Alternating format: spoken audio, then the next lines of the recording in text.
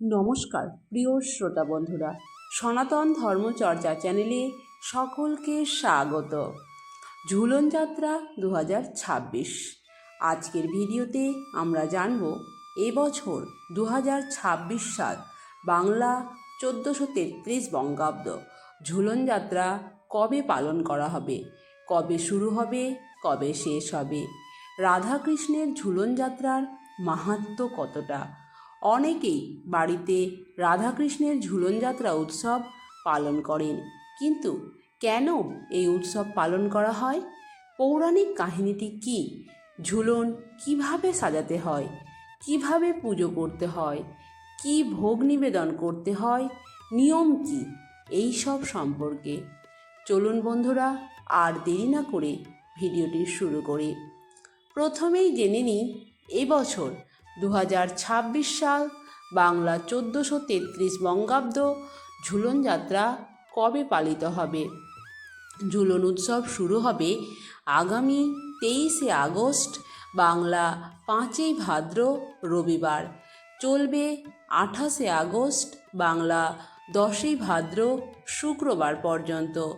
অর্থাৎ শ্রাবণ মাসের শুক্লা একাদশী তিথি থেকে শুরু করে বলরাম পূর্ণিমা বা শ্রাবণ পূর্ণিমা পর্যন্ত 5 দিন ধরে রাধাকৃষ্ণের ঝুলন উৎসব চলবে, যা অত্যন্ত আনন্দ ও ভক্তির সঙ্গে উদযাপিত হবে। এবার জেনে নেব ঝুলন যাত্রা কী এবং কেন পালিত হয়। ঝুলন যাত্রার মাহাত্ম্য ও পৌরাণিক কাহিনী। ঝুলন যাত্রা মূলত ভগবান শ্রীকৃষ্ণের ও শ্রীমতী রাধারানীর বর্ষাকালীন প্রেমলীলা এবং তাদের দোলনায় দোল খাওয়ার স্মৃতিকে স্মরণ করতেই এই আনন্দ উৎসব পালন করা হয়। বর্ষাকালে বৃন্দাবনের প্রকৃতি যখন সবুজে ভরে ওঠে, চারিদিকে ফুলের সৌন্দর্য, শীতল বাতাস ও মেঘের আবহ, তখন শ্রীমতী রাধারানী ও ভগবান শ্রীকৃষ্ণ সখীদের সঙ্গে কুঞ্জবনে দোলনায় দোল খেলেন। বর্ষা শুরু হলে বৃন্দাবনের কুঞ্জবন ফুলে ফলে সেজে ওঠে।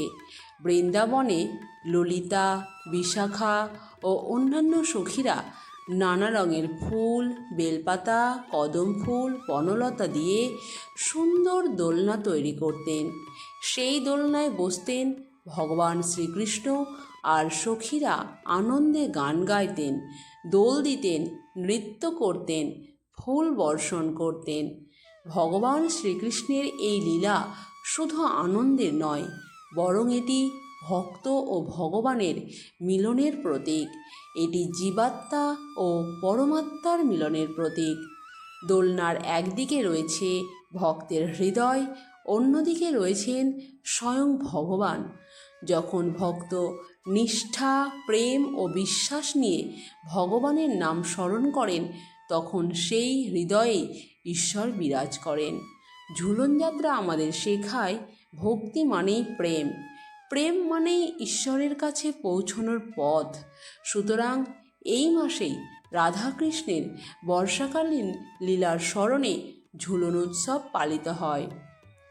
এবার জেনে নেব বাড়িতে কিভাবে ঝুলন সাজাবেন।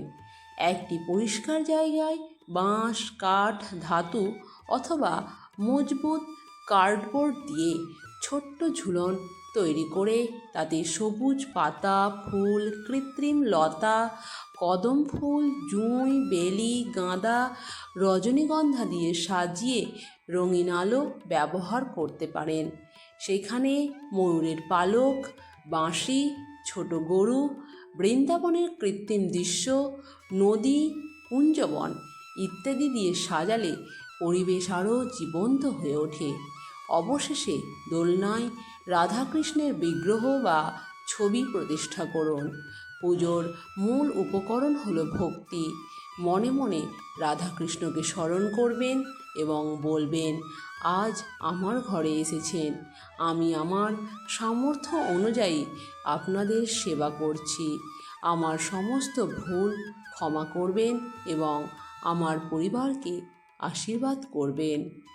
পুজোর জন্য প্রয়োজনীয় উপকরণ হলো গঙ্গাজল, ফুল, তুলসী পাতা, চন্দন, ধূপ, দীপ, ফল, মিষ্টি, মাখন, মিছরি, দুধ, দই, ক্ষীর, মধু, বাতাসা, পঞ্চামৃত, আরতির থালা।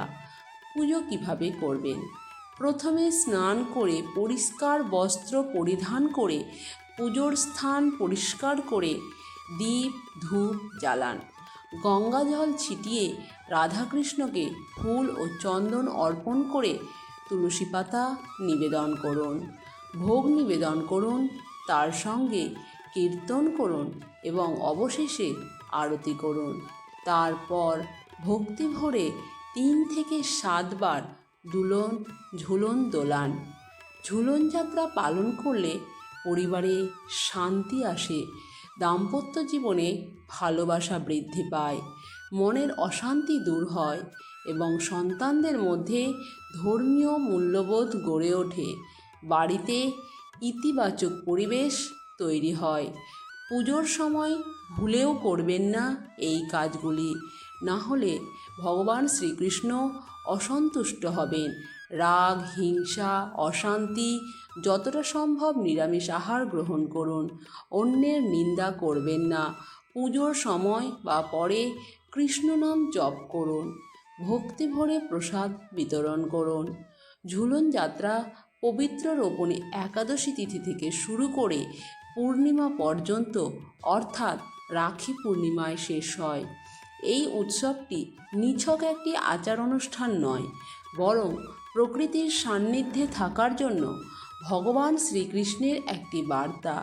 নমস্কার, আজকের ভিডিওটি এখানেই শেষ করছি।